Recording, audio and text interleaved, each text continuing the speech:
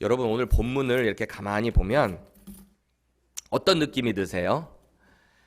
승리를 하고 돌아오는 그 승리하는 자들의 모습이잖아요. 가나안의 남부 연합군입니다.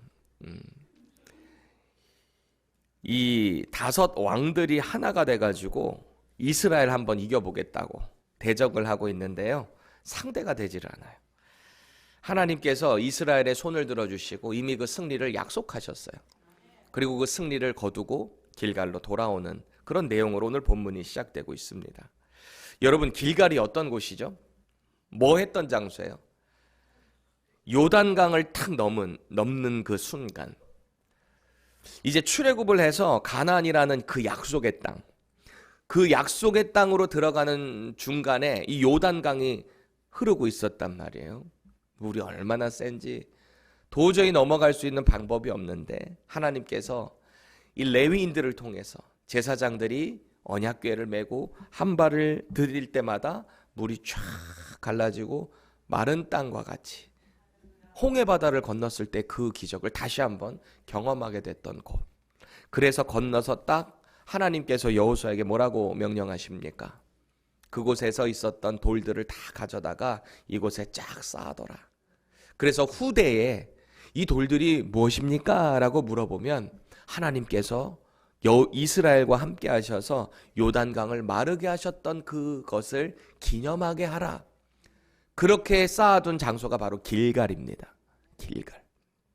지금 이스라엘 백성들은 이 길갈을 이 전투를 하는 진영으로 삼고 있는 거예요. 길갈이라는 그 자체가 이미 승리를 하나님께서 선언하시고 약속하신 약속의 장소가 되어 있었다라는 거죠. 하나님께서 이 전쟁에 오르는 이 여호수아 군대를 향해 이미 이렇게 말씀하셨습니다. 여호수아 10장 8절 읽겠습니다. 시작. 그들을 두려워하지 말라. 내가 그들을 내 손에 넘겨주었으니 그들 중에서 한 사람도 너를 당할 자 없으리라. 아멘. 이게 무슨 뜻이죠? 이미 승리를 너희에게 줬으니까 두려워하지 말라는 거예요. 걱정하지도 말라는 거죠. 심지어는 그 중에서 대적 중에 한 사람도 너희들을 이길 수 없다. 이것보다 확실한 보증이 어디 있겠어요? 이미 주어진 승리 앞에서 이스라엘 백성들이 있는 거예요. 승리가 이미 주어져 있다. 저는 이 대한민국 축구를 하게 되면은 이게 가능한 시간이면은 늘 이렇게 같이 보고 그럽니다. 근데 얼마 전에 우리 오동관 전도사님이랑 대화를 하는데 우리 동관 전도사님은 이게 한국 축구할 때 그걸 라이브로 잘 안 본대요. 혹여라도 질까봐. 그래가지고 끝나고 나면은 하이라이트를 본다는 거예요. 이긴 그런 경기들을. 그런 거죠. 축구 경기를 하는데 있어서도 자기 나라랑 다른 나라랑 이렇게 대결을 하는데 자기 나라 지는 거 원하는 사람이 누가 있겠어요. 그러니까 한국 같은 경우는 대한민국 하면서 막 외치잖아요. 근데 난 그거 마음에 안 들어요. 왜 붉은 악마라고 했을까? 붉은 천사라고 하지. 하여튼 반드시 승리해야 되는 거잖아요. 특히 한일전이 벌어지면 이건 지면 큰일 나는 거지. 무조건 일본은 또 이겨야 된다. 이런 마인드가 또 한국 사람들에게는 있잖아요. 마찬가지로 이 나라와 나라가 전쟁을 벌이게 될 때는 반드시 승리를 해야 되는 거예요. 왜요? 뭐 저주지 뭐 이런 마음을 갖잖아요. 전쟁에서 진다라는 것은 처참한 고통과 수치와 죽음이 있을 뿐입니다. 그게 전쟁이에요. 전쟁은 양보할 수 있는 게 아니에요. 반드시 이겨야 되는 거예요. 그런데 이런 전쟁은 우리 영적인 상태에서도 그대로 적용이 됩니다. 우리 영적인 전쟁 말이죠. 언제나 이 사탄이 우는 사자처럼 삼킬 자를 찾아서 두루 돌아다닌대요. 이게 무슨 말일까요? 삼킬 자를 찾아서 돌아다닌다는 말은 약한 자, 흔들릴 수 있는 자, 영적으로 무장되어 있지 않은 자, 그 자들을 이렇게 돌면서 삼키기 위해서 두루 찾는다라는 거예요. 우리가 성령 하나님에 의해서 충만해 있지 않으면 우리는 언제나 넘어질 수 있다는 거예요. 사탄이 우리를 가지고 논다는 거예요. 영적인 전쟁입니다. 그런데 이 전쟁에 있어서 여러분들이 두려워할 이유는 없어요. 왜일까요? 부단히 우리가 그 승리를 위해서 우리 힘으로 뭔가 해보려고 할 필요도 없습니다. 왜일까요? 이미 우리에게 승리를 약속하셨기 때문에 그래요. 예수님이 내가 이미 이겼다. 너희들은 나와만 함께하면 된다. 그런 거 아니에요? 그 하나님께서, 그 예수님을 보내주신 하나님께서 오늘 이스라엘에게 똑같은 약속을 하시는 거예요. 내가 이미 승리를 너희에게 주었다. 이미 주어진 승리 앞에서 너희들은 나만 믿으면 된다 말이죠. 우리 인생 가운데 이 말씀을 정말 신뢰했으면 좋겠어요. 우리가 하나님의 이 언약의 말씀만 붙잡고 있고 그 예수 그리스도만 붙어 있으면, 그분께만 붙어 있으면 이미 우리에게는 승리가 따놓은 당상이다라는 것을 믿으시기 바랍니다. 여러분, 제가 지난번에도 말씀드렸지만 싸움에서 100% 이길 수 있는 팁이 있어요. 그게 뭐라 그랬어요? 싸울 만한 상대를 보고 싸우라는 거지. 내가 이길 수 있는 상대. 그쵸? 물론 이길 수 있다고 착각했다가 된통 당하는 경우도 있거든요. 그만큼 상대를 잘 파악하라는 거예요. 잘 파악하면 이길 수 있다. 그런데 오늘 이길 만한 상대를 잘못 정한 사람들이 있어요. 이 가나안 남부 연합군인 이 5명의 어리석은 왕들입니다. 이들은 그저 이스라엘과 싸우는 줄 알았어요. 근데 그 배후에 누가 계신지 몰랐던 거죠. 하나님. 이들은 왕궁에 있는 도성을 가지고 있었던 왕들입니다. 도성을 갖고 있다는 말은 나라가 힘이 있다는 말이에요. 어떤 문명이 형성되어 있었다라는 겁니다. 앞서 이스라엘이 한번 실수했다가 겨우 정복했던 이 아이 성보다 훨씬 큰 성읍, 그게 기브온 성읍이었다라는 거예요. 이 가나안 7족속 중에서 하나였던 히위 족속에 속했던 큰 성읍, 그게 이제 바로 기브온 성읍이었잖아요.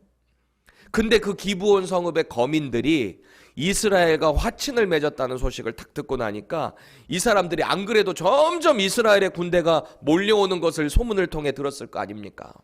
왕들이 막 나가 떨어지는 이야기를 들었을 거 아닙니까? 이 애굽 상황에서 나오는 상황에 어떤 일들이 있었는지 다 들었을 거 아니에요. 얼마나 긴장이 됐겠어요?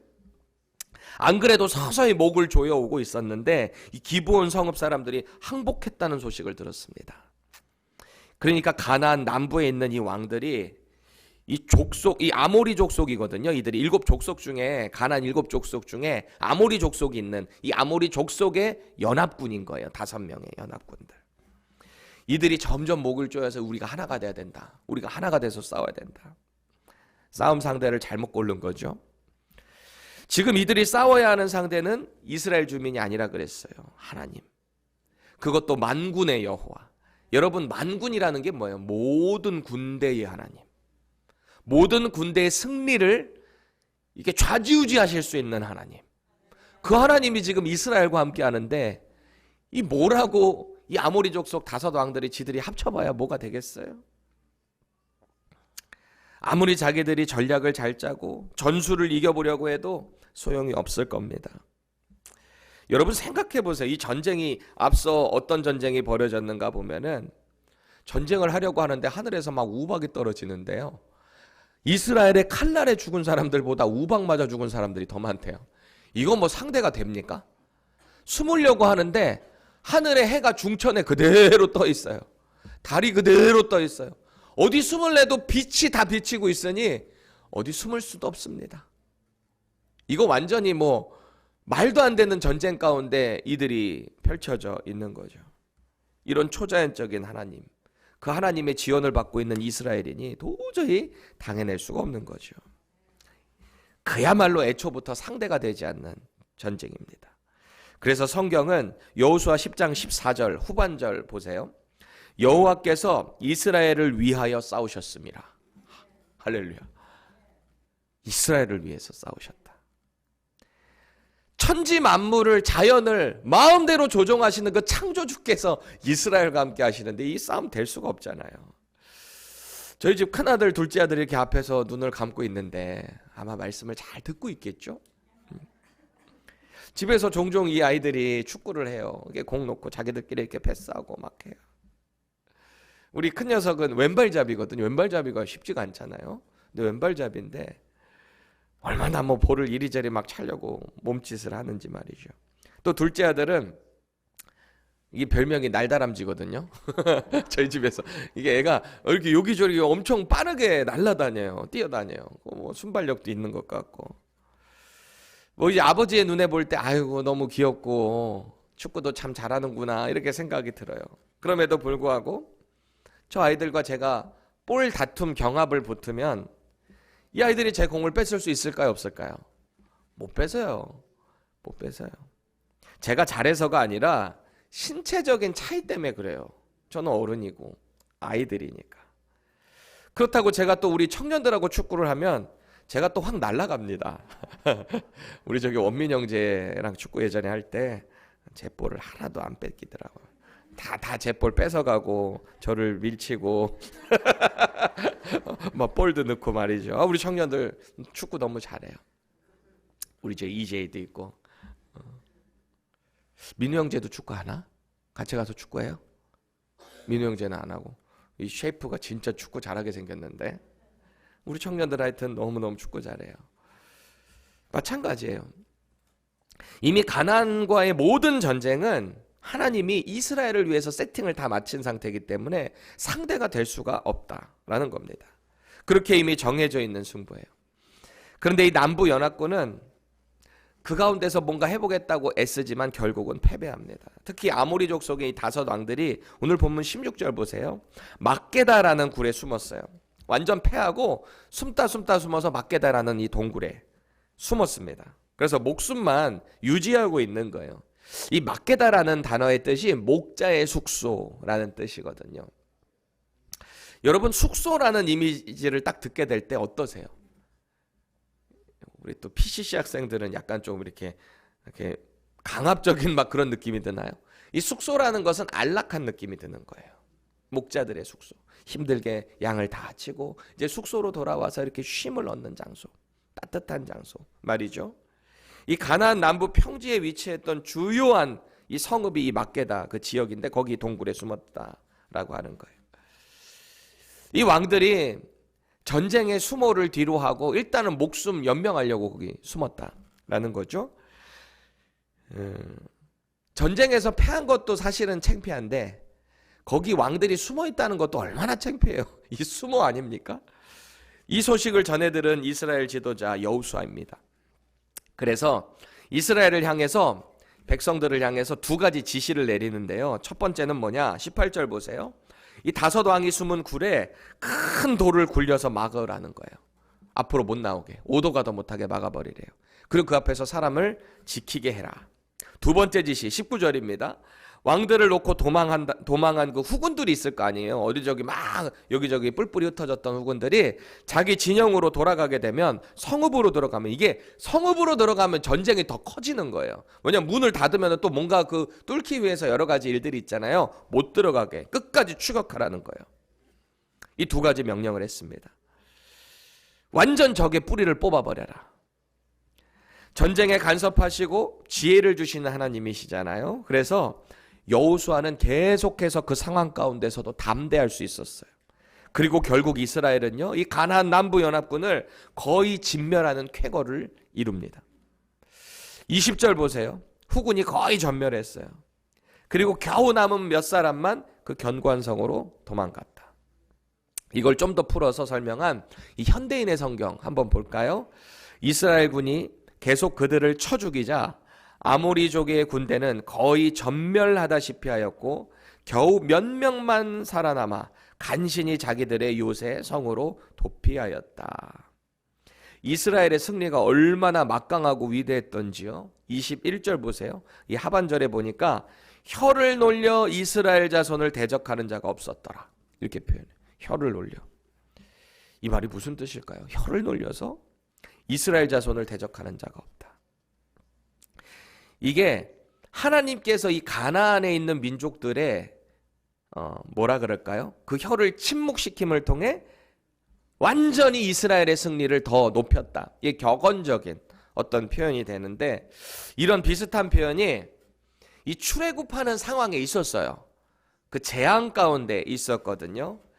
10개 10개의 재앙들 여러분들 다 어떻게 외우라고 제가 알려드렸었죠. 기억나세요? 시작. 피게이파 악도구 매흑장. 이게 리듬이 필요해요. 다시. 피게이파 악도구 매흑장. 10가지 재앙. 마지막 10번째 재앙이 뭐라 그랬어요? 초태생의 죽음, 장자의 죽음이었다 라는 거죠. 그래서 출애굽기 11장 7절에 보니까 함께 읽겠습니다. 시작. 이스라엘 자손에게는 사람에게나 짐승에게나 개 한 마리도 그 혀를 움직이지 아니하리니 여호와께서 애굽 사람과 이스라엘 사이를 구별하는 줄을 너희가 알리라. 아멘. 여기 보면은 개 한 마리도 그 혀를 움직이지 않는다 이런 표현이 있어요. 이걸 세번역으로 바꿔보면 이래요. 그러나 이집트의 개마저 이스라엘 자손을 보고서는 짖지 않을 것이다. 사람뿐 아니라 짐승을 보고서도 짖지 않을 것이다. 어떤 개가요? 이집트의 개가. 이스라엘 사람 혹은 이스라엘의 개를 보고 동물을 보고서도 짖지 않을 것이다. 이 무슨 말일까요? 애굽 땅에 있는 모든 처음 난 것이 사람이건 짐승이건 다 죽는다는 이 압도적인 재앙. 이거 이제 내리시겠다는 거거든요. 그 심판으로 애굽 온 땅에 이전에도 없었고 이후에도 없을 큰 곡성이 들릴 겁니다. 그렇죠. 졸지에 하루가 지났는데 장자가 죽었다고 생각해 보세요. 이게 말이나 되는 상황입니까? 우리 집뿐만 아니라 이 집, 저 집, 저 집에서 큰 아들, 큰 짐승에 있는 가축의 첫째 난 것들 얼마나 다 귀해요. 그런 것들이 다 죽었다고 생각해 보세요. 여기저기 곡성이 들린다는 거예요. 그런데 이런 재앙을 경험하게 될 때 이집트 사람들뿐만 아니라 그들에게 속한 모든 다 이 짐승들 죽었을 때 어떻게 되는 거예요?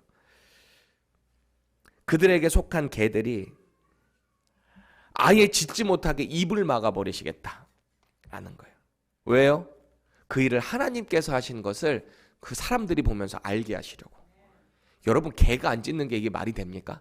개는 의사소통이잖아요. 짖는 게. 근데 그 입을 막아버리시겠다. 압도적인 하나님. 마찬가지로 오늘 아모리 족속이 연합군과의 엄청난 전쟁이잖아요. 길갈로 돌아오는 그 승리의 부대 앞에 이 가나안의 그 어떤 사람도 혀를 놀려서 이스라엘을 대적할 수 없게 압도적으로 하나님이 만드셨다라는 겁니다. 자, 이제 본문은 그렇게 패한 5 왕들의 처참한 최후를 보여줍니다. 16절 보세요. 이들이 막게다 굴에 숨었다는 걸 뭘 의미한다 그랬죠? 최소한 자기 생명이라도 연장하겠다. 수치고 수모고 다 내려놓고 전쟁 패한 거 다 내려놓고 왕들이 참 이것도 비참해요. 그렇죠? 아니면 차라리 나를 죽여라! 라고 하고 왕이면은 좀 남자답게 하든지 다 이렇게 숨어가지고 야 조용해. 막 이런 상황 아닙니까? 그런데 결국 이 굴이 발각이 된 거잖아요. 자기네들은 모르고 있을 거예요. 지금 밖에 굴이 닫혀져 있고 지금 앞에 바위로 닫혀져 있는 상황. 못 나간다는 상황. 처음에는 몰랐을 거 아니에요. 도망할 수 있는 길이 없어. 24절 읽겠습니다. 그 왕들을 여호수아에게로 끌어내매 여호수아가 이스라엘 모든 사람을 부르고 자기와 함께 갔던 지휘관들이 이르되 가까이 와서 그 왕들의 목을 발로 밟으라 하매 그들이 가까이 가서 그들의 목을 밟았어. 이렇게 내려놓고 그 목을 발로 밟은 거예요. 우리가 볼 땐 너무 비인간적이다 생각할 수 있는데 당시 이 전쟁에 있어서 왕의 이 사람의 머리를 밟는다는 얘기는 완전한 승리를 의미하는 거예요. 완전한 패배 말이죠. 이 왕들의 입장에서는. 우리 계속해서 26절 27절 다시 보세요.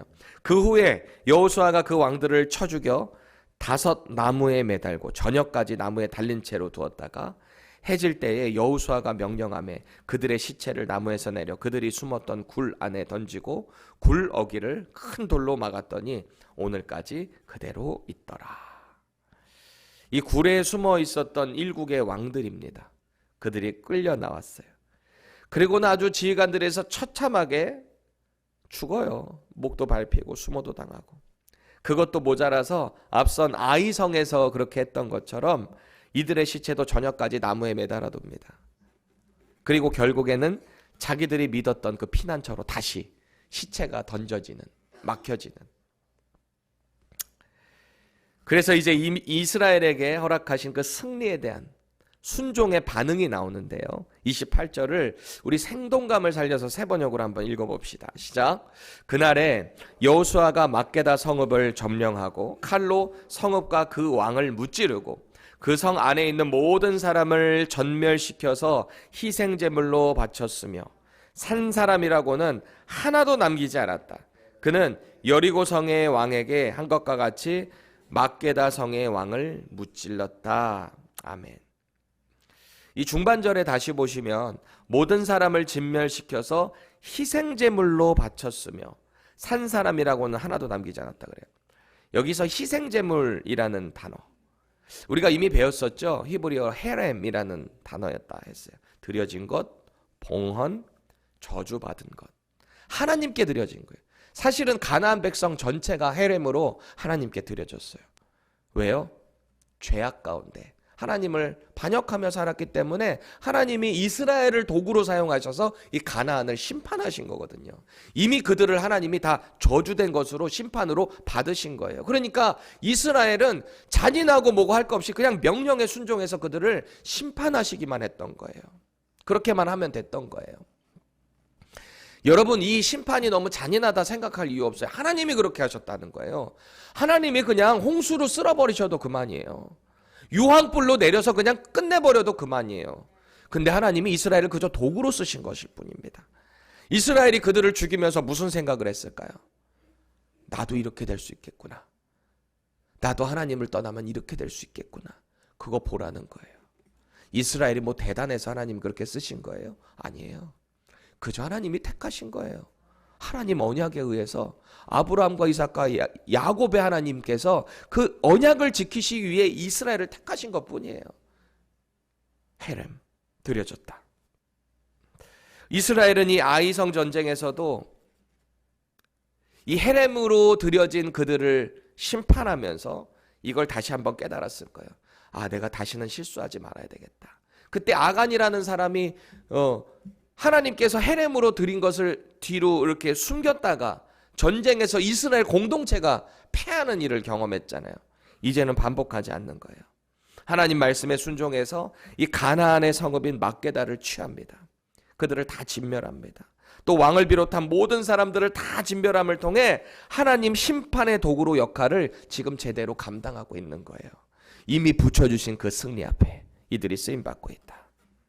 저는 오늘 이 결의와 신의에 찬 여호수아의 이 선언을 보게 됩니다. 여러분 19절 보세요. 너희는 지체하지 말고 너희 대적의 뒤를 따라가 그 후군을 쳐서 그들이 자기들의 성읍에 들어가지 못하게 하라. 너희 하나님 여호와께서 그들을 너희 손에 넘겨주셨느니라.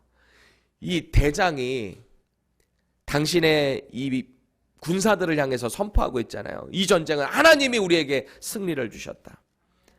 또 보세요. 25절에 보니까 어떻게 선언합니까? 이 왕들의 목을 밟게 한 다음에 여호수아가 그들에게 이르시되 두려워하지 말며 놀라지 말고 강하고 담대하라. 너희가 맞서서 싸우는 모든 대적에게 여호와께서 이와 같이 하시리라. 이 얼마나 이 담대하고 신의에 찬 선포입니까? 사실 이 말을 언제 들은 거예요? 자기가 들었던 말이죠.